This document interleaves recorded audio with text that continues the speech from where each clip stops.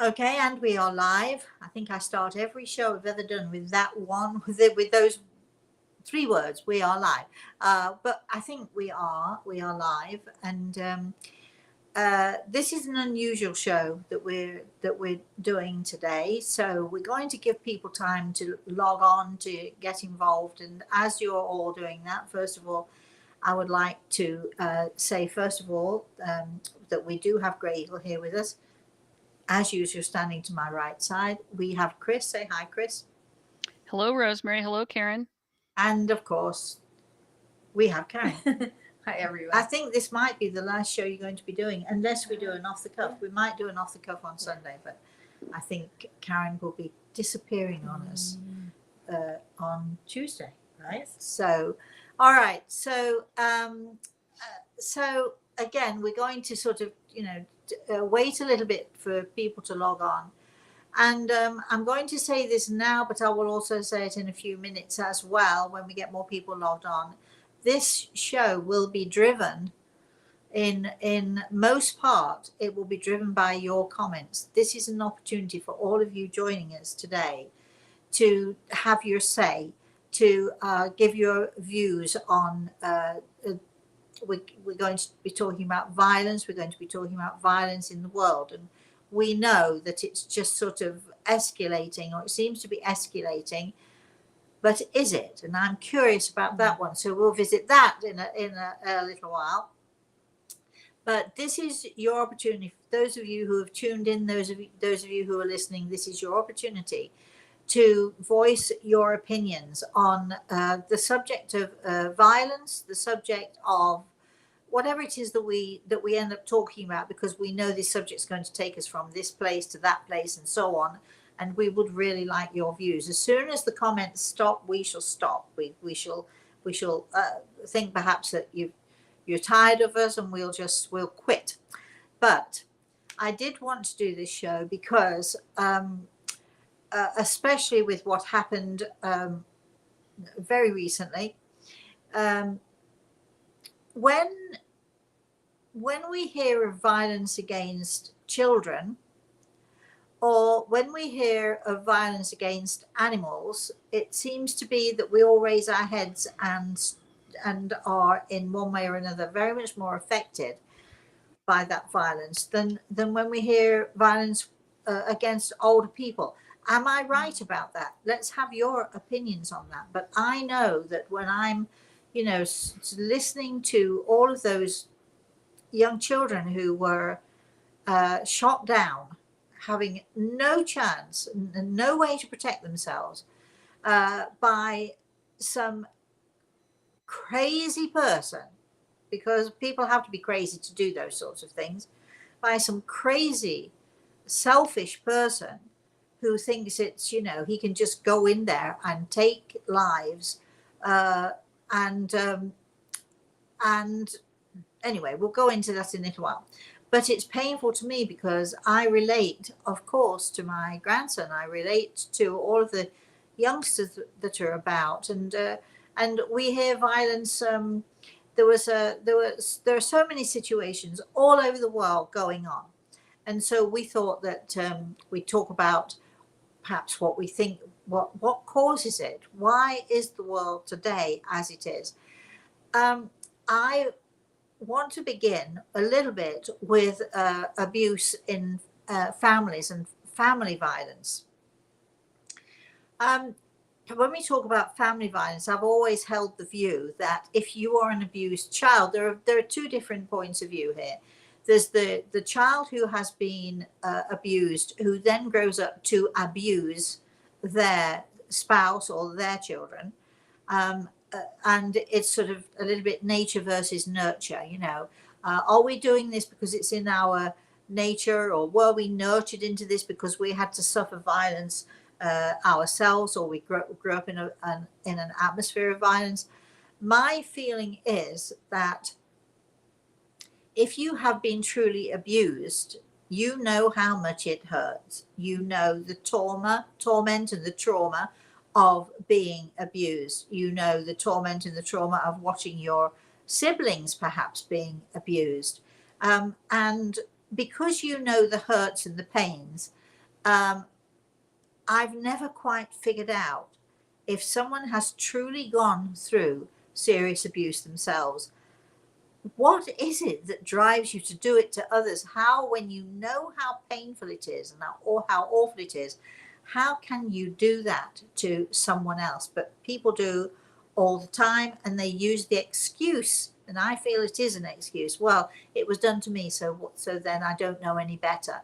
Well, you do. And if you are an abused child, or have been an abused child, or you've been in an abusive relationship, you are the ones who do know better, because you know how it feels. So you know better than those who've never experienced it before. Argue with me, give your comments, whatever it is that you want to do. Let's go to Chris. Chris, do we have people in watching the show? Do we have people, do we have any viewers here, or are we talking just the three of us? We do have viewers, Rosemary. There are a lot of people in the chat room with comments already. Okay. So I want you two girls as well, because this is not just me. It's we've got Karen here has opinions. We've got Chris has opinions, and then we'll hear the opinions of those in the chat room. Let's focus for a minute on family abuse. Let's are you girls of the opinion that if you've been abused, then you know better than anybody else? It's like when somebody says it was done to me, so therefore I did it to somebody else because I didn't know any better. And I'm arguing with that point of view, because yes, you do know better. I did not grow up in a family of abuse at all. I grew up in a family of lots of love. So it's hard for me to really relate to that. But I did I was in a relationship with abuse, and I can't imagine. I wasn't a child, so it's hard to say. But you can't imagine going and abusing somebody else. Abusing somebody else, because I know how much that affected Right. me. So, Chris. I'm with you, Rosemary. I believe that just the fact that you don't like to be hit or slapped or verbally abused or etc., that right there is telling it's wrong. And why would you continue that again? It's your choice. It's your attitude. It's your responsibility to be different. can I say one more thing? What? Yeah, one more thing. This isn't from my own experience, but I remember watching a show about residential children who grew up in residential schools and were abused, and they were saying that they didn't really learn love. So, I don't know if that's part and part of why someone would go out and abuse somebody. Again, I'm going to step in with my point of view, and it is only my point of view. Okay, so growing up, I did not expect, just because you're in a family, you don't have to be in a children's home, you don't have to be in a foster home to be neglected. You don't, and some foster homes and children's orphanages are brilliant, they're wonderful. Right. So, let's not point the finger where you grew up. Home, but certainly in my family, there were never any cuddles for me or love for me. And again, my response to that is, I'm very grateful for my upbringing, because it taught me how not to be. And if my daughter was sitting in with us, she would be raising her eyebrow, she'd be rolling her eyes at this moment in time, because we're always cuddling, we're always loving, we're always perhaps overboard on it, because I know what it's like to be without it. And therefore you try to make up for the deficiencies in your own childhood. You try to make up for them with your children. Chris. Are you looking for comments now, Rosemary? Yes, that's comments or points of view, whatever it is that we're going to hear. Yes. Okay. So Cheryl's saying, I find myself being drained by all the violent news, more and more frustrated people in the world. But why, oh, why hurt innocent kids? Perhaps after the notoriety? Yeah, I think, what reason do people have? Some violence and often you find it in the home. Some violence is spontaneous. It's somebody will just lash out. They won't even think about it. It's a spontaneous reaction to who they are themselves and their own disappointments in themselves, I think, mostly. But some violence is it's a reactionary thing. But there are more and more and more of these shootings, and more of these, on a bigger scale, on a larger scale, that are absolutely planned out. And these people who have to be labeled as psychopaths, they have to be labeled, sort of, I mean, okay, so they're messed up. That does not mean, though, that they, that that's an excuse for them to do what they are doing. But so much violence is planned, and so much is spontaneous. What's the difference? Do people have an opinion on that? You guys can jump in anytime you Well, like. I'd like to say two things, Rosemary. The question that Cheryl poses about, are they perhaps after notoriety? There's one type of notoriety that's like, look at me, this is going to make me known to people. I'm going to be something. But there's the other type of notoriety, which it's like, help me, please see what my life is like. If I do this act, you will finally see the results of, whatever came before. So just, I don't know why that one sentence, perhaps they're after the notoriety, struck me in that way.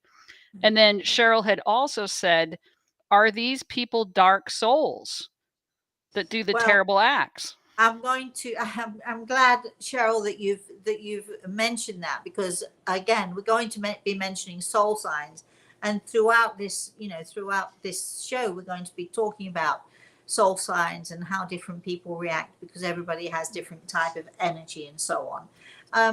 But I tell a story in whichever book it is. A Matter of Life and Death. There you go. I tell a story in A Matter of Life and Death, which is a true story, and I was very involved somewhat in this story at one time, and it's a story about a serial killer. Very true story. I was asked to intervene after the serial killer, had been caught.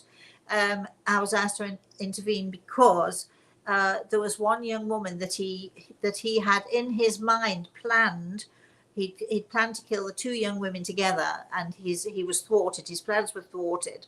I won't go into it too much, and if you want to read about it, you can read about it in A Matter of Life and Death. But he was thwarted in his plans, and then decided, having been thwarted, he actually hung himself, and then he went after the young woman that he hadn't yet, let's say, I don't know, mutilated, killed, whatever it was, but he had an obsession and with her, and started haunting her house, and started, sort of having all sorts of things happen. And I came in as I was asked to intervene in the haunting part of it, in that part of it. The young woman that he was haunting was absolutely terrified, and it was her very best friend who, in fact, he murdered in a very gruesome way, I might tell you. Now, here we have a dark soul. When the FBI, when they did all of the investigations and so on, and they delved into where he'd been, where he'd visited all over the world, this killing spree that he was on, it wasn't really a spree, it was a way of life to him. It had gone on for years and years and years. Now, he was married. He had apparently a good marriage. That was the front that he put on to people. But definitely, without doubt, this person, this man, was a dark soul. And for those of you who don't know what a dark soul is, again, I'm going to refer you to soul signs. Go read soul signs, and that will help you and educate you. But most of us, we're born of the light. We have God within us. We have the light within us.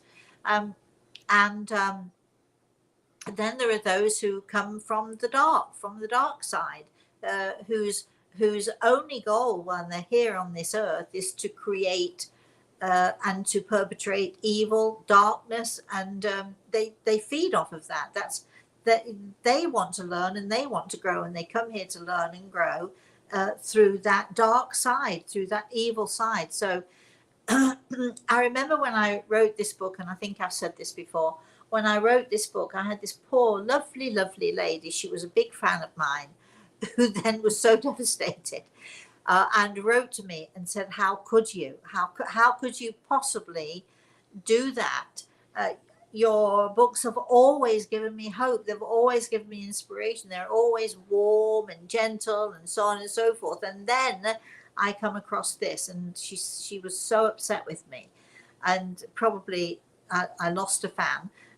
But I did think very hard as to whether I would write about this situation. I thought very hard about it because I know that a lot of people don't like the idea of evil. They do not like the idea of dark souls walking this earth. I don't particularly like it either. But I do feel that forewarned is forearmed. And so, we should always be watchful, especially those of us who are parents and grandparents. We should always be watchful as much as we can be. Unfortunately, no matter what any of the parents of these children did, no matter what happened, they could not have protected their children. Sometimes things are taken out of our hands, but we should be watchful. And I also think that we're going to talk in a little bit about consequences of actions, and so we'll talk a little bit about that later. Chris. Annika says violence against the innocent always seems to be more severe because the balance between victim and perpetrator seems to be so uneven. Right. But let's be clear about this also. It's been going on since time began. This is not a new thing. It's a new thing. The way that things are happening, people go into schools, they go into movie theaters, they go into public places, and but let's be clear, this is not a new thing. Violence is not new. It's been going on probably since time began, one way or another. It is just that because we are so used to the social media, the internet, the Instagram, all of that stuff that's going on, so now we hear so much more about it than ever we did before. I'd like to throw in here now, Lisa made a comment saying violence has always been around. Think Bible days. 24/7 news coverage does not help matters. I'm not sure how to end it, but I sure know ways to get out of our daily lives. TV, video games, music, movies, once seen cannot be unseen. Children of abuse need to break the cycle when they have children, and laws need to be stronger. Oh, I agree with everything that you're saying. Everything. I think I mentioned just a few weeks ago on one of our shows, I do not watch the news. I do not read newspapers. Can't remember the last time I held a newspaper in my hand. It's got to have been hundreds of years ago. I do not watch the media stuff. The only reason that I've been watching Johnny Depp and her and his whatever she is, sorry, but anyway, who knows what she is? We'll talk about that in a minute as well. You now know my views on that, don't you? Anyway, the only reason I'm doing that and watching that is because of my friend Karen, who is very interested, aren't you? You've been very, very interested in it, and it has been a little bit of an education. I love to see the lawyers on both sides. I like to see the witnesses on both sides. I'm not into it 24/7. Let me just say that. I like to see the highlights of things and so on. But I have been watching it more so because of soul science, and because I can see, and I think I said this a few days ago, there are soul signs who are very compatible with each other. They have energy which is so compatible. And then they have energy which is so beyond incompatibility, you will not believe it. And when we look at Johnny Depp and his ex, anyway, you can see the energy between them is so absolutely opposite that even had she been perfect and he been perfect, it still wouldn't have worked out. Anyway, so Chris, keep going with the chat room and all the rest of it going on there. Annika says, if you look throughout the ages, there has always been plenty of violence. So even when it comes to light immediately today because of the TV and media, I think it's not necessarily more today than previous. I agree with you. I agree. It only feels more because we get the news in a heartbeat. You switch on the TV or you get your iPad, and you emails. You can't even read your emails. People send emails out that you don't want. You don't. And I just block people. I'm not tolerant of any of that sort of thing. But it's very hard to not hear things, and it's very hard. And some things we should hear. And as I've said, I don't read the newspaper. I don't watch the news program. I do have a friend who really loves to come and say to me, "Oh gosh, let me tell you what happened today," and I'll say, "No, thank you. I don't want to know what happened today." But somehow or another, you do hear these things. I'm not oblivious to what's going on in the world by any means, but I think that what we have to do is instead of fixating on the TV, fixating on the iPad, fixating on all this news stuff and gathering all of this information, a lot of which is misinformation, by the way. I think, when you steep yourself in this violence, you can get so despondent, so distressed, so desperate for the world. And I don't know about all of you, but my life's too short for that. Well, I think you can also get apathetic when you're fed this stuff. Oh, good point. Very good point, Chris. Absolutely. And, it's like if you experience something often enough, it becomes the norm. And then, we don't do anything about it. And that's another danger. All right, let's go to the idea of, let's say, passive violence. And this is where we're talking about the Johnny Depp and what is her name? Amber. I really know her name. The passive violence, the hidden violence, the violence that's hidden behind the smile, the victim mentality that often people adopt. Victim mentality. We did our bottom brick yesterday, and I loved Michael. If you've not seen the bottom brick, please go see it, because you can find it on my website, or you can go to YouTube and see it there. We put it up there as well. And one of the concerns with Michael was that he did not want to be a victim, no matter what. Please, I'm trying very hard not to be a victim. And it was so refreshing to have somebody who, and his story is a very tragic story in many ways. If he were a victim, you would look at him and say, I guess you can understand why he would be. But he's trying so hard not to be. And when I said to him, you're not a victim, Michael, you're a survivor. The difference when you see people who claim to be victims, who are lying, you know that they're lying, you know that they're exaggerating, you know that they don't even believe their own words. Now, if someone is saying something, even if it's not true, but they believe it, I think that's much more acceptable than the person who you absolutely know you're hearing lies coming out of the mouth continually. They don't believe it, but they're doing everything in their power to convince as many people as possible that they are the victim in this. And I feel we see this on television. We see it in drama shows. We see it in the news.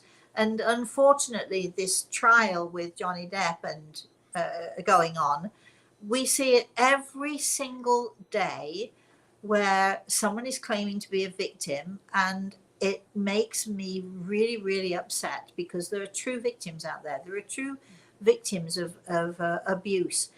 There are women's centers who hide the women because they've been abused so badly, and their spouse or whatever is, still searching for them. However, don't forget, men can be also very severely abused. And what this trial has shown me is it has made a mockery in so many ways of the abuse that we should not be making a mockery of. It's made a mockery of the violence that is going on genuinely and honestly in families that needs addressing. And it's just made a mockery of that whole idea of abuse.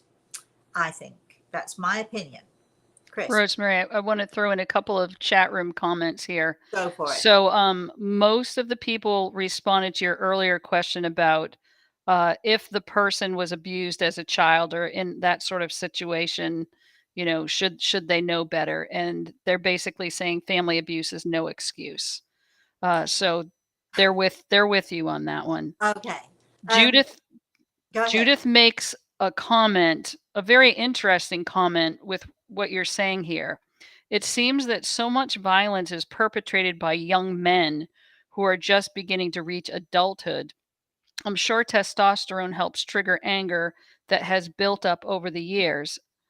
And it is true that most of the mass shootings here in the US by gender are male. I mean, it's probably 98% to 2%. But as you've been talking about Amber Heard and Johnny Depp, we can see that there are still women who do this.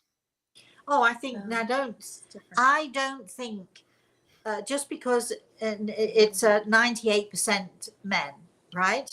So I'm going to tell you a little story, a personal little story that didn't happen to me personally, but it was someone I was very close to. I knew all the ins and outs of it. So this particular lady, I'm trying to think, she was, how am I going to put this? Let's say she was a patient of mine, but I got to know her and her husband extremely well, right? And her husband was very abusive to her.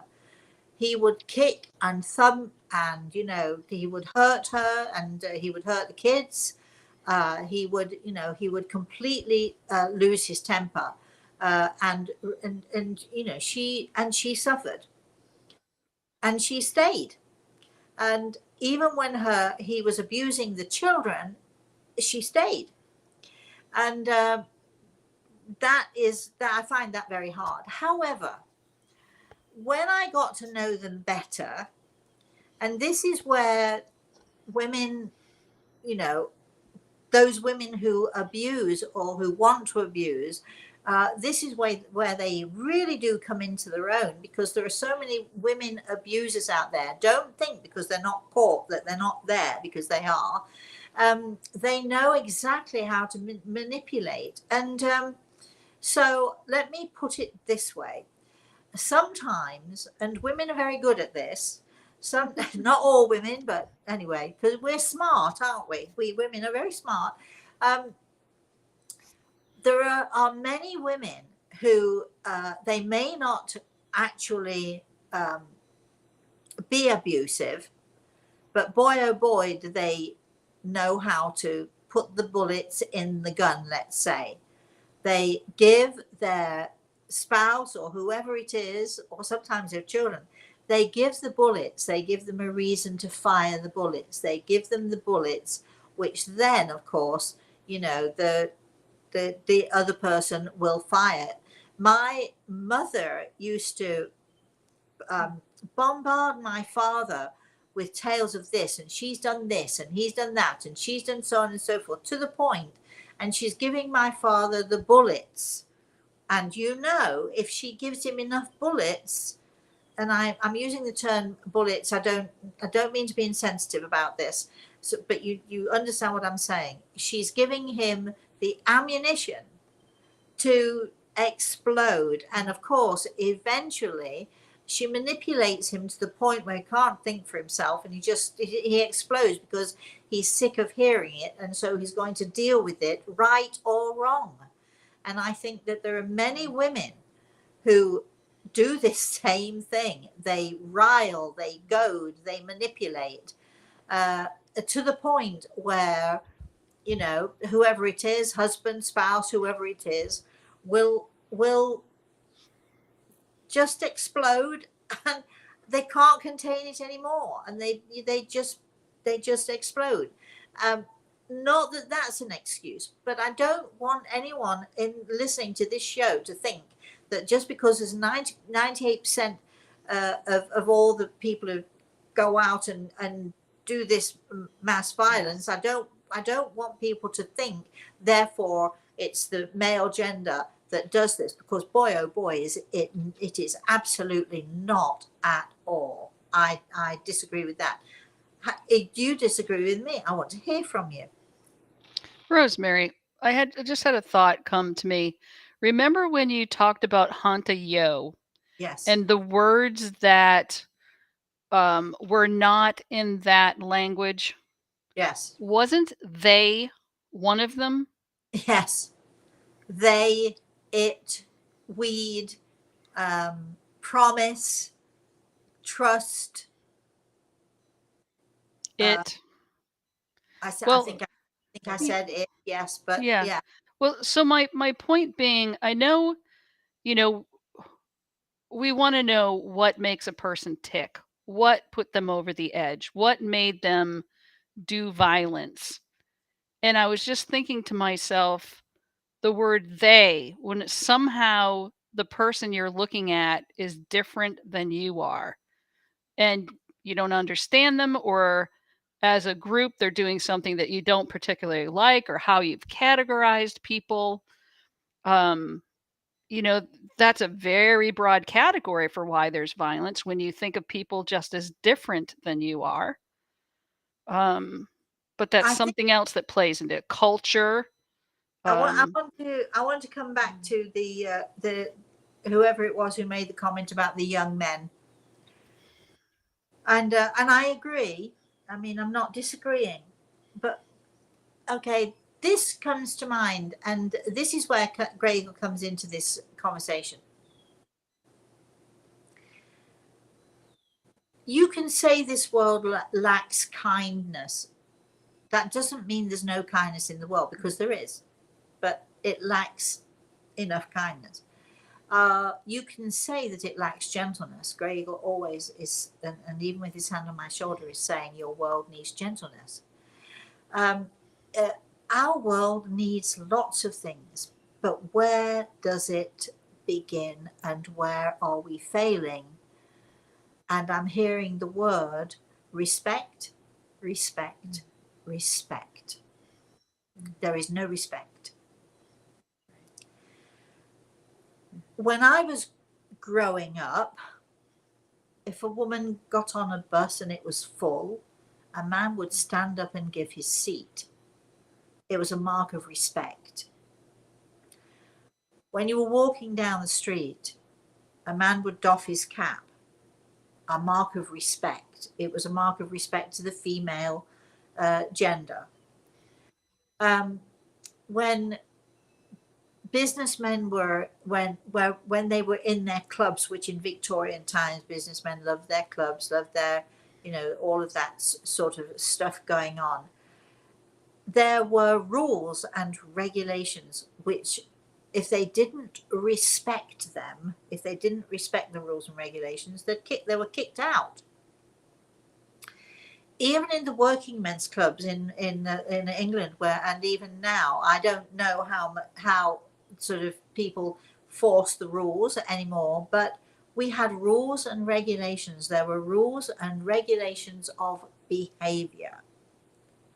And those rules and regulations were in place to make sure that respect was always at the forefront. You treated people with respect. That doesn't mean everybody did, by any means. We know that. It doesn't mean that the men came home from the pubs and they respected their wives enough to say, whoops, I'm sorry. that, there's always been disrespect. Absolutely. There's always been disrespect throughout the centuries. There are men and women who have disrespected each other throughout the centuries. That's a given. But in society years ago, in public particularly, even if it didn't extend to the family or in behind closed doors, which I think it mostly did, but very often did not, the word respect and the respecting of the rules and the respecting of right behavior was the thing, that the glue that held us together. So there was not so much violence on the streets. There might have been violence in the home, but there was not so much violence on the streets. If you didn't behave respectfully in your job, you were kicked out. Now the unions will say, no, you can say anything you like to anybody, and they'll defend you. Right or wrong, they'll defend you if you're a union person. The world has gone crazy because I think there are no consequences to bad behavior. There are absolutely no consequences to bad behavior. You get a young man whose parents buy him a gun, and this happened a while ago. They buy him a gun. He's far too young to have a gun. They know he's far too young to have a gun, but they buy it to him anyway, and they say, don't tell anyone you've got it. And then he goes out and he does a shoot 'em up. Parents have to have consequences because they are, aiding and abetting. We have to stop being these, what my father would call do-gooders. I don't know what I would call them, because there is plenty of room for do-gooders in this world, and there are, when I say do-gooders, there are people who really, really, really want to help and want to care and so on. But we need to stop making excuses for bad behavior. We need to stop making excuses for bad behavior in schools. Even with our 5-year-olds, if there are no consequences to bad behavior, that 5-year-old will grow up doing what it likes and consequently disrespecting everyone around them. And I think that when Gregor is talking here, he's talking of respect. And I think that it's the one thing that is really missing in this life of ours, is being respectful of each other, being respectful of somebody else's opinion, being respectful of the fact that someone is different than us. They don't necessarily think the way that we do, but we should be respectful of their way of life and their way of thinking as they should be with us. Respect, I think, is, the big issue. And I just don't think, we can talk about love, we can talk about gentleness, we can talk about kindness, we can talk about all of those things. We know we should have those things. Most of us have those things in our lives and in our families. But so many really good people, they'll take their kids out into the shopping mall. Nice people, good people, and their kids go crazy with no respect for anybody. So I think Gregor would say that this is the key to this world of ours, that there is no respecting of anyone anymore in a positive way, where there are consequences if we do not show respect. Can I say something to add to that? Yeah. Because I think the other thing too is that people are frightened to speak up when they see something that isn't, like you always taught me that in some way, like sometimes to speak up sometimes when you see somebody disrespecting a child or speaking, or a child disrespecting their parents. And people are afraid to actually say something because they're afraid of what there's a slogan, and I can't remember what it's about now. See something, say something. Do you know that slogan, Chris? See something, say something. Yeah, that's from FEMA. Right. And I think, if we were to sort of start and work on a campaign that could really, really grow, I think, it should apply to respect. If you see disrespect, see something, say something. I know that. I mean, I've been in a situation where I've had people tell me, well, it's nothing to do with you, but it actually is something to do with me, because I'm there and I happen to be in that mall, and I'm having to see this disrespect and this negative energy around. So it does have something to do with me. And I think that so many of us, we make excuses. Oh, that, you know, what can you do? They're just boisterous. They're just kids. What can you do? Well, I'll tell you what I would do. Not beat them, I was just going to but say. haul them up and say, be respectful. Be respectful to other people. Not everybody wants to hear you screaming and you're jumping over chairs that other people are sitting on. Be respectful. And I think that I understand what you're saying, Karen. People are often afraid. I've seen you do this in person. Yeah. And I've seen you do it, but the way you do it is so in a gentle way. It's not in a mean way to No, the person. You I don't won't. lash out at them. No. You very gently and kindly say, If I have to talk say to it in a nice way. if I have to talk to Doesn't parents have in to that situation, I'll often begin with, I know it's tough for you. I know you're having a bad day, and I know how hard it is. However, and I'll do it that way. Chris, let's go to the chat room. What have we got going on here? Barb's asking, what happens to these souls that are so abusing after their passing in the spirit world? Well, I think, not everyone who is an abuser is a dark soul. Let's be clear. They have perhaps dark moments, or their souls that are born of the light, who then are trapped or go into or enticed into that dark place, used by dark souls and drawn into that darkness. Those who are dark souls will go back where they came from. Good luck with that. They'll go back to the darkness. They will never see the light, but most dark souls don't want to anyway. I don't, I think that a dark soul, remember, comes here to learn and to grow in the same way that the souls of the light do. And the more havoc and the more evil they can perpetrate while they're here, the better for them. So I don't think it's a question of, God's going to strike you down. I think it's, if dark souls go back to that dark place, light souls stay with that light. I think that there are people who do, let's say, an evil action. Let's call it an evil action.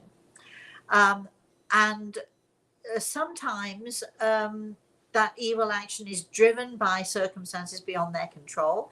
Sometimes it's a deliberate action, and I think it depends on whether, I think it depends on intention, and everything is about intention.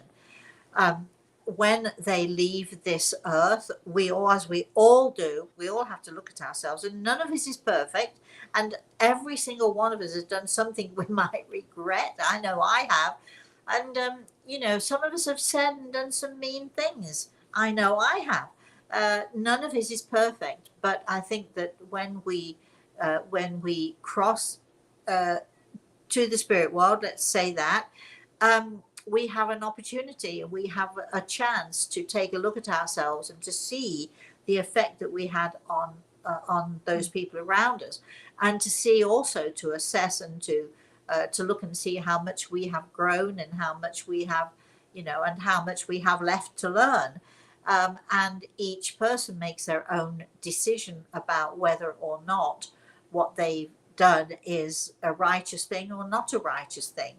And I think that those of us who are basically good, those of us who are of the light, when we take a look and see the things that we've done, if they are evil actions, I think that is penalty enough and punishment enough. Because how do you live with that? How can you possibly live with that? I'd like to think, in my worst moments, Gregor is putting his hand on my shoulder, so I know I've got to be careful here. In my worst moments, when I'm not being a very spiritual person, I like to think that every evil perpetrator, or every perpetrator of evil deeds, should I say, should be hung, drawn and quartered, and I'm happy to do it. Give me the knife, give me the sword, give me whatever. That is in my these spiritual moments. But then I have to think, no, come on, because we have to try not to judge, because we do not know the true circumstances of things that happen. So how do we, in our own small world, in our own small space, how can we try to stop or try to combat the violence? And I think it's not only being respectful ourselves of other people, but teaching our children to be respectful, teaching our friends to be respectful. If we see a friend or a colleague who's not being respectful, in a nice way and in a kind way, saying, I don't think you meant to say that, or I don't think you meant to do that, or I hope you didn't. And, perhaps you need to learn a little respect. Not everyone's going to be nice to you when you do it, but we have a responsibility to this world of ours. We have a responsibility to our children. We have a responsibility to our own selves to stand up and to say, let's be more respectful. Let's show respect to each other. And I think maybe we should start a campaign, Chris. I don't know about you, but I'm already painting the banner, respect, respect, respect. And I think that if we all can show that, teach our children that, and show everybody how we really need to do that, I think we can make a difference. All right. Violet's saying, if we don't learn how to respect others, I think it's fair to say that we also don't learn how to respect ourselves. Yes. Violet, I totally agree with you. And thank you for that. And I think so many times, this is why the bottom brick exercise is so good, because those people who don't know how to respect themselves, they don't know where to begin. Doing the bottom brick exercise is very helpful for them. So I would advise any of you thinking, well, how am I supposed to respect myself? Go take a look and see what it is that we do, because I agree with you, Violet. It's very important that we should respect ourselves. Keep going, Chris. Cheryl says, I'm a very laid back person, and it's hard to make me angry, but I have been made fun of for not being more aggressive. I know we were talking about soul signs earlier, and perhaps ways that different soul signs handle these feelings that come up as to whether they would be passive or aggressive or. Yes. But even you don't have to be aggressive to stand up.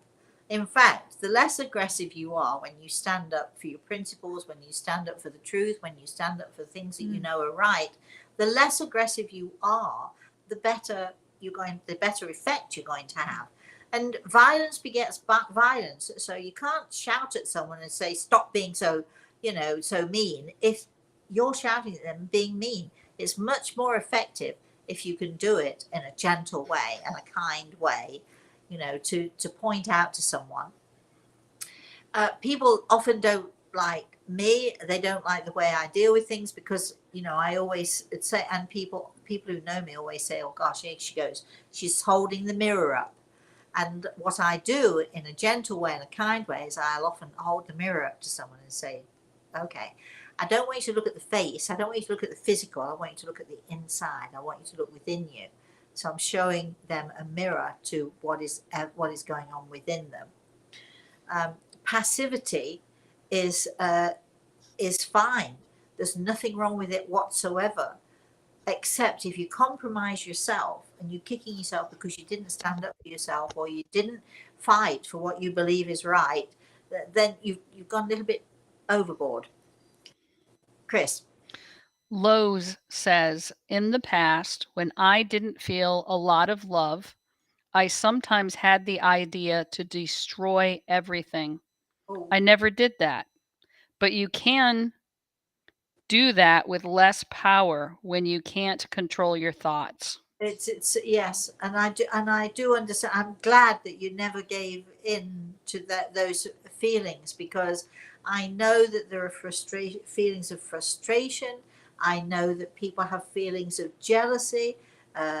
People have, you start to slide into the victim mentality, because then you start to slide into the poor me. And instead of looking at what you do have and what you can control, which is the way to go, you start to go into the, well, it's his fault or it's her fault, or you start pointing the finger. And I think, again, the bottom brick exercise is, I say to everyone who does the bottom brick exercise, this is not about pointing the finger. And today, this show is not about pointing the finger, because we could talk about, Johnny Depp's wife, and boy, oh boy, can I point the finger there. Ex-wife, sorry.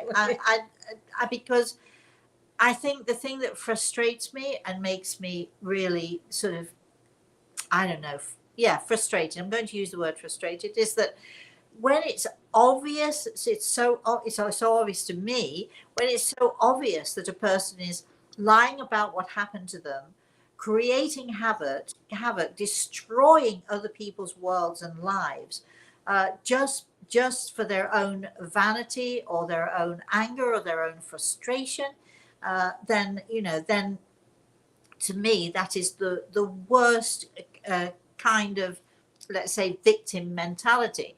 I think it's so hard to watch someone who does that. And listen, I'm not saying that Johnny Depp is perfect, not by any means, right? I'm not saying that, but I'm looking at the situation, the defamation, the supposed abuse, and if ever I've seen a person who's been abused, it's Johnny Depp. Weirdly, yes, and he's got all that money and all of that stuff, but he's definitely has been abused in his life, and he does not play the victim, which I'm pleased to say. Anyway, moving forward, Chris, carry on. Rosemary, there are a number of people in the chat room that have expressed this same sentiment. So I'm just going to read one example. Okay. Mental health matters. Raise the children to respect their elders, parents, teachers, laws, rules, one another. In turn, that respect builds a healthy mental wellness with consistency and understanding and knowing consequences of disrespect. As I've read these in the chat room, though, the one question comes to mind for me. Children watch what you do. They don't necessarily listen to what you say. So all the teaching of the children in the world, if that's the solution being proposed, how far will it get you when all the adults that are around the children are not exhibiting actions that you want the child to learn? Well, Chris, that I've always said this, and we bring it up quite often in our shows. Children do not learn by what you say to them. They don't. You can talk until you are blue in the face about kindness, about respect, about behavior, about rules. You can talk till you're blue in the face. But if you are at the same time as talking to your children about, being kind, being nice, if you yourself are not, they will learn not by what you say to them. They will learn by your actions, and they will follow your actions. And when we talk about, being responsible, and when we talk about showing our children how to behave, don't talk about it. By all means, talk about it a little, but let's understand clearly. If you say to a child, you should not hit and you should not bully, and then you yourself are hitting and bullying, that kid is not going to listen to what you said. He's going to follow what you do. Or in many cases, I'm pleased to say, they don't follow what you do. When I talk about my parents, and I say, thank goodness, because I learned how not to be, it was not what they said to me.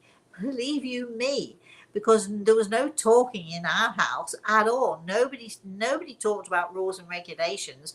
If you didn't obey the rules and regulations, you got a slap across the head, or much worse. You kids either follow the example or they go the opposite way. But words, no. Kids will not learn a thing by your words if you tell them one thing and you do another. So actions speak louder than words, and that's what we have to do. Don't talk to your kids about respect, show it, and show them how you show it, and they'll learn so fast. So there are a few questions in the chat room as well about questioning the existence of God every time these events happen. You know, why do bad things happen to good people, Right. etc. Do you want to touch on that? Well, we talked earlier, excuse me, I'm going to just wriggle. I put my back out earlier on. Yeah, fell and then I put my back out and mutter, mutter. Okay, we talked about pointing the finger. When we do the bottom brick exercise, the one thing that we do not do is we do not point the finger. Because every single person on this earth has choices. Now, some of us have less than others.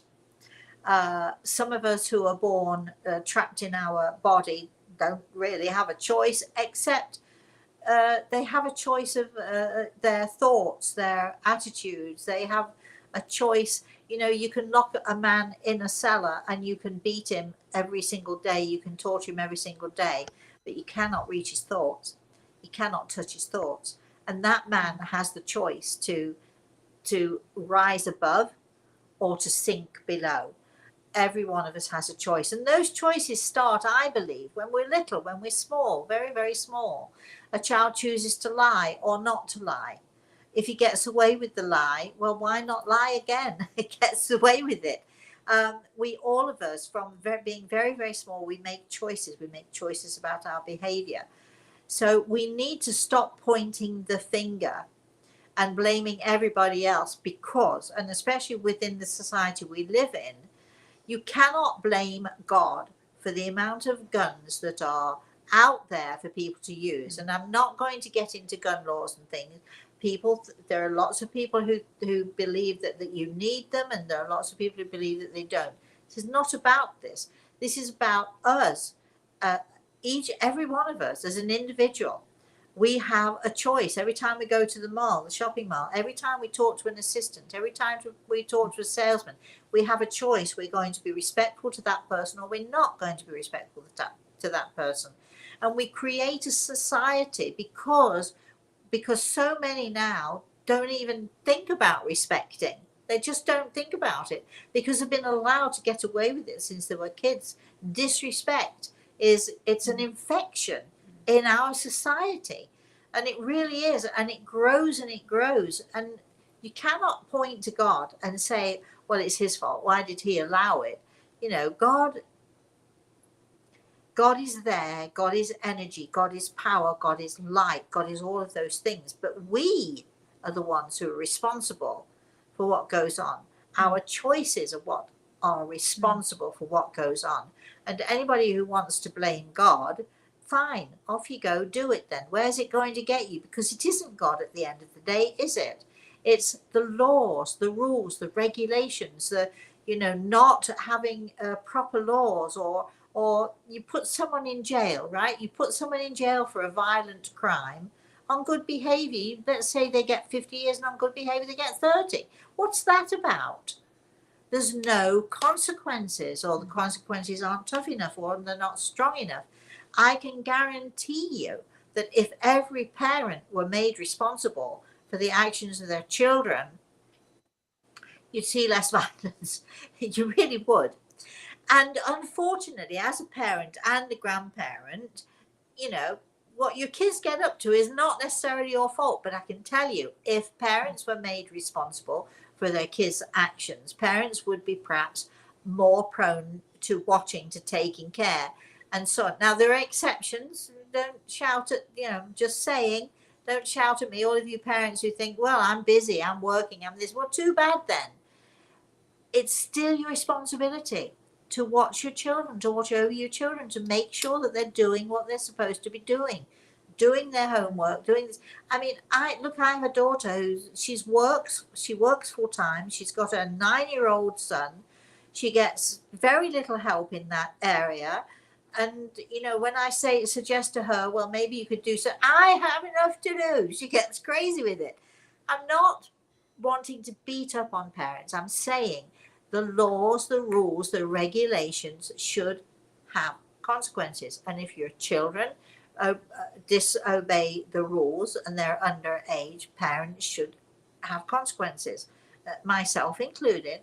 We should have consequences. We should be made to pay. And I'm not talking about money. We should maybe have community service to do or something or another. We should hold our parents' feet to the fire, our grandparents' feet to the fire. We should, all of that, we should hold the lawyers, we should hold their feet to the fire. All of those of us who make the rules, who make the laws, who then break them or allow other people to break them, we should hold their feet to the fire. Of course, we never will, because everybody's so busy pointing the finger at somebody else. And well, if he hadn't done this and that and the other, this wouldn't have happened. Chris. So I want to just let you know you're at 7:00 now. I don't know how much further you want to go. There's still a ton of comments in the chat room. Why don't I shut up? How about that? And let's have the comments and the questions. Violet is asking, or at least commenting, I wonder if there is a pathological inheritance born from repeated experience which creates schemas in the neuroplasticity of the brain.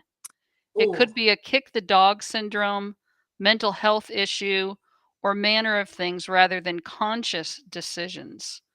There could be unconscious drivers. I think you're right. Not always, though. Not applying to everything, but yes. Keep going, Chris. See, I'm making my answers short and sweet now. All right, I'm jumping here. Violet has a second one. Football is Britain's national sport. When England loses a match in the World Cup, domestic violence against women goes through the roof. Men get drunk, angry, go home, hit their wives. There is a connection here with toxic masculinity. When men are told to man up, boys don't cry. They be strong and are not taught that emotions are okay. The results are increased violence, addiction, and self-harm. This is data and evidence to support this research. Yeah. It's rarely, if ever, women who go into schools with guns. I agree. That doesn't mean that women can't be violent in different ways, though. So but I do totally agree with you, Violet. I mean, yeah, I completely agree. And I think that, again, this comes down to parenting. Just saying, if we teach our sons that it's okay to be sensitive and that it's a good thing to be sensitive and to embrace the sensitivity, I think we wouldn't get so many aggressive testosterone-infused males. But let's not blame the males. It's not all the males here. Keep going, Chris. Maggie says, my dad was what I called mid-Victorian. Girls were nothing. Boys were everything. I had the gall to come out a girl with medical problems. We didn't have the greatest relationship, but I learned from him how I didn't want to be treated. And when I had girls, if I caught myself doing something I didn't like to my girls, I would apologize. Nice. Keep going, Chris. All right. Cheryl's saying, last night I watched a kids movie about owls going on adventures and all that, but violence was a major part of that whole movie. Well, actually, if you all you've got to do is listen to the children's nursery rhymes. Boy, oh boy, Humpty Dumpty sat on the wall. He had a great fall, cracked his head open. What's the one about Goosey Goosey Gander?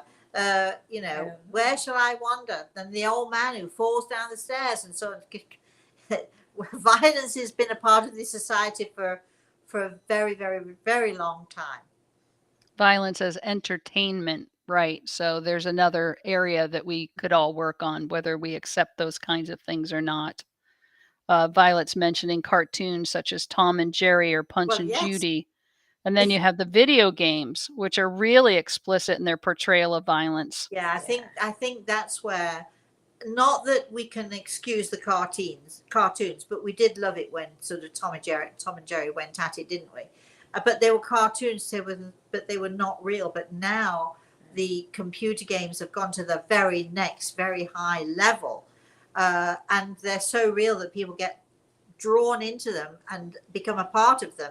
And I think that, we should have far more rules and regulations about that stuff. Keep going, Chris. Christina says, I had to delete my social media. Seeing the news gives me so much sadness and anxiety. Yeah. And I understand it. I understand where you're coming from.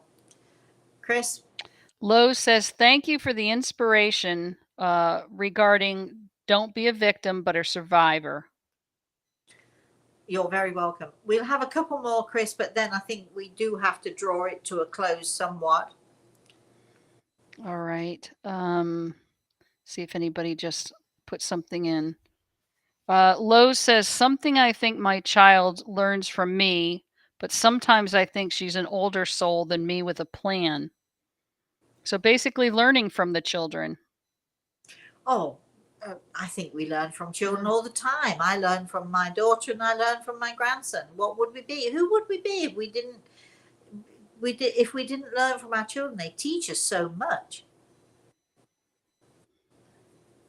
All right. There's just a lot of repetitive themes in the sense of they're agreeing with you about if you were abused, that you need to learn from it, that social media and news and movies and games are all contributing toward violence. People are saying not only do we need respect, but we need values. Well, yeah, but if we don't have respect, then we don't respect the values. So we first and foremost, I think it's respect. Let's start with respect and then work on everything else through respect. Because when we respect each other, we respect ourselves, and and we respect this world of ours, then it becomes a much nicer, much better place. So Rosemary, what is it we can do? What's your I'm thinking of your Everything is Attitude show. What is your recipe for this topic on violence? Well, I'm looking to Grey Eagle for the answer to this, and so here we go. This is how you make a good cake. Number one, respect. I'm listening to him very carefully. Number two, gentleness. Respect combined with gentleness. Respect combined with gentleness and kindness. Hugely big, bold letters. Kindness. I think we've forgotten to be kind to each other, and I think we've forgotten to be kind to ourselves. It sounds weird, doesn't it, when we say be kind to yourself? And I've always said to people, try to be kind to yourself. Don't be harsh. Don't be critical of yourself. That doesn't mean don't see yourself and don't look and see who you are inside. It doesn't mean be kind enough to ignore, because that's not being kind. Remember, the Grey Eagle is reminding me, we always say short-term peace for the sake of peace brings long-term misery. And I think that that's something that all parents should know, all teachers should know, all doctors should know, all professionals in any way should know. When you are allowing havoc, dissent, discontent, and you just put up with it, or you just allow it because it seems to be just too hard to deal with, short-term peace. Having short-term peace on a daily basis brings long-term misery, because sooner or later you are going to explode, or the situation is going to explode. So if you keep the peace, or you just stay calm, and so many of us do this, we're working so busy, we have busy lives, or we have so many kids, and what can we do? So we try to keep the peace because it's so much easier to keep the peace. However, you can keep the peace and keep the peace and keep the peace and keep the peace until it builds to an explosion. So I think it's very important, and certainly from Grey Eagle's point of view, short-term peace. We need to learn that short-term peace, just for the sake of it, just to keep the peace, just to be passive, just not to have to work at anything, parenting is hard. It's a tough job. Teaching is hard. It's a tough job. Short-term peace brings inevitably, in any situation, brings long-term misery. So speak out. Don't think that, even, no matter how passive you are, don't be afraid to speak out if you see something that isn't right, or that's something that is hurtful to you. See something, say something. And in regards to respect or disrespect, see something, say something. Don't be afraid. So kindness, gentleness, loving, but above all, if you don't respect yourself, you'll never be able to achieve any of those other things. So number one is respect. And again, he says, short-term peace brings long-term misery. Short-term peace for the sake of it brings long-term misery. And if we can all learn that fact, we can grow and we can learn and we can change our behavior. And as each one of us as individuals changes our behavior, then the behavior of the world will inevitably change. Okay, that's it. Thank you for joining us. This has been a great discussion to have. Thank you all for commenting. Thank you for your interest and so on. I love to hear from you all, and I really like to hear your comments. And you don't, of course, you never have to agree with me. We've all got our own opinions. I just feel that it's good sometimes to have an airing of the things that are so causing us so much upset and despair. And look, we have solutions. Whether we put them into practice or not, that's your choice. Every one of you, it's your choice.